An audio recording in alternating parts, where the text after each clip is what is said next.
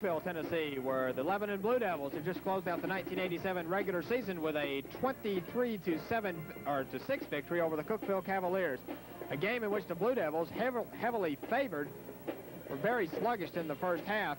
3 turnovers in the opening period, the first of which set up Cookeville's only score of the night, a 51-yard pass from quarterback Tim Morgan to split end Jerry Boyd. The point after missed, and it was 6-0 Cavaliers. That score stood up until halftime, and the Blue Devil offense finally came untracked in the second half, moving the ball crisply down the field, scoring 3 touchdowns on very short runs. Jim Adams on a 2-yard run in the third quarter.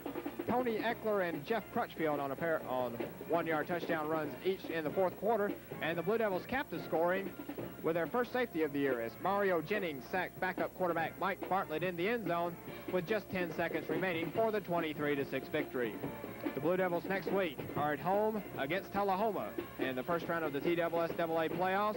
If you don't have your tickets yet, I urge you to get them. It should be a packed house at Lebanon High School next week. And tune in to TV 66 for the replay next Saturday following the scoreboard show starting at 9 a.m. Today's game has been brought to you by Liberty State Bank, University Medical Center, Volunteer Aluminum, and Express Press. For cameraman Randall Hughes and spotter and director Wayne Rings, this has been Andy Reed saying so long from Cookeville, Tennessee.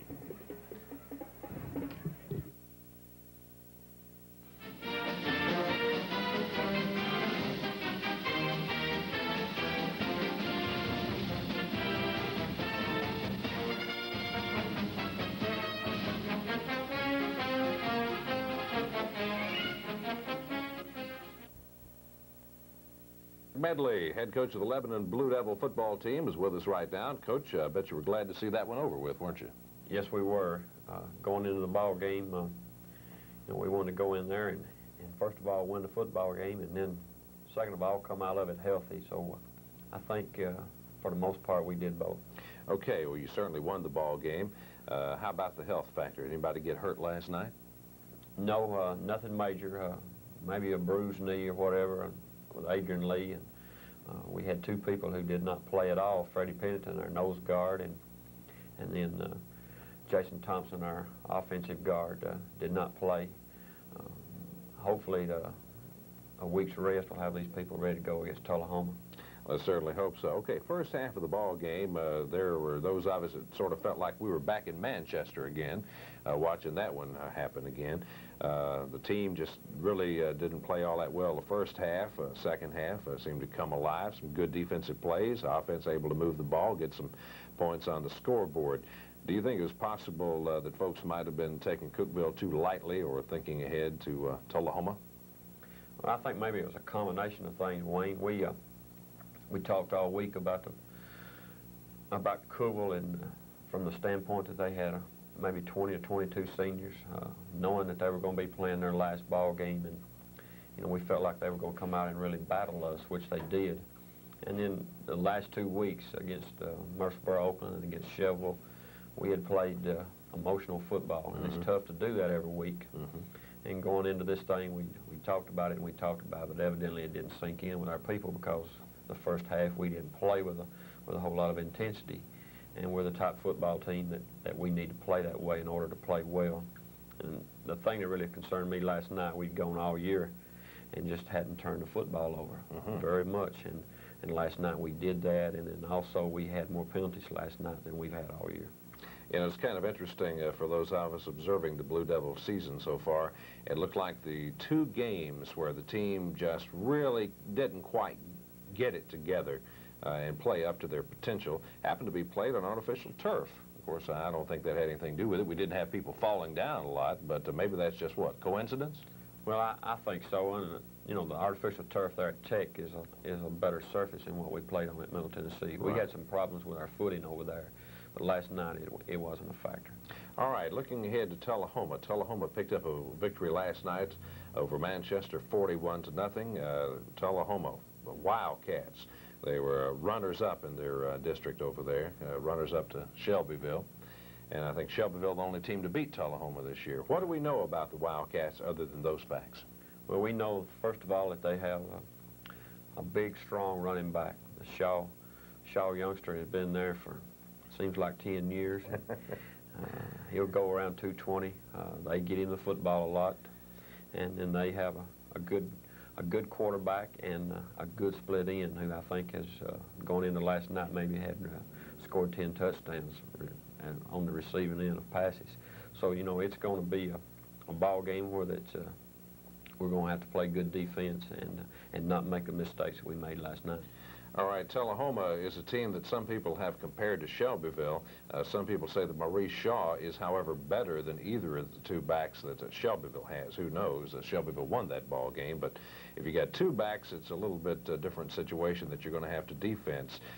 Looking at the Tullahoma game, needless to say, you got to stop them. How do you think you're going to be able to stop them out there? What do you got planned? Don't give away all your secrets. Somebody might watch this and send it back to Tullahoma, but what do you got planned, Coach? Well, you know, we're going to have to, for sure, key on that tailback. And a guy that big, if he gets up a lot of momentum, you know, he's tough to handle in the secondary. We're going to need to control the line of scrimmage, and then also put them in situations where that we know that they're going to pass the ball instead of where we get in situations where it's 3rd and 3 or 2nd and 4, where that they're going to dictate to us what kind of defense we're going to be in. I think that's important. And then again, we just can't make mistakes. And I think, again, the kicking game is going to be very important. Okay, the number 2 team turned out to be Oakland as they defeated Riverdale. Oakland is going also to the playoffs. You beat Oakland, and you beat them pretty good. Do you think Oakland just wasn't up for the game that they had with Lebanon, or do you think maybe they have finally gelled right here at the end of the season? Well, I think maybe. I don't think Oakland wasn't up for us. You know, the importance of the game, really, it's more important to Oakland than it was us. But going into the thing, you know, I think we were ready to play and played well. And then last night, when Oakland and Riverdale gets together, you know, you can throw the record book out the window. That's a big rivalry, and you know, I really thought before the ball game was played that Riverdale would win the football game. By the way that Riverdale had been playing the past few weeks, it seemed like they had gotten better and were playing good football. But like you say, like I said before, you know, you can throw everything out the window when they get together. Mount Juliet had a big win last night, defeating Franklin at home, so that clinches a playoff berth for Mount Juliet. They'll be playing against Dixon County.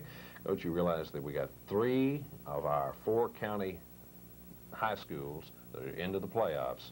Lebanon, y'all won the district out there in the playoffs. Mount Juliet runners-up in their district, and Watertown runners-up in their district. Is that correct? That's correct. Right. Watertown's going to be facing Salina. Mount Juliet's going to be going against Dixon County. Of course, you and the Blue Devils are going to be facing Tullahoma.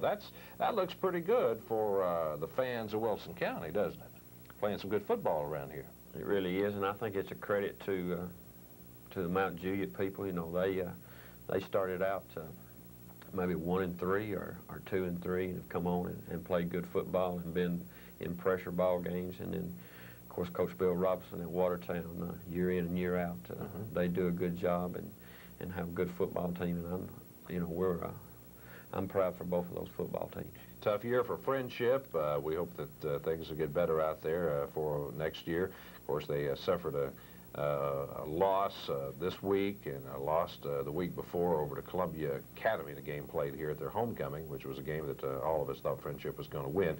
But for Friendship, there's always next year.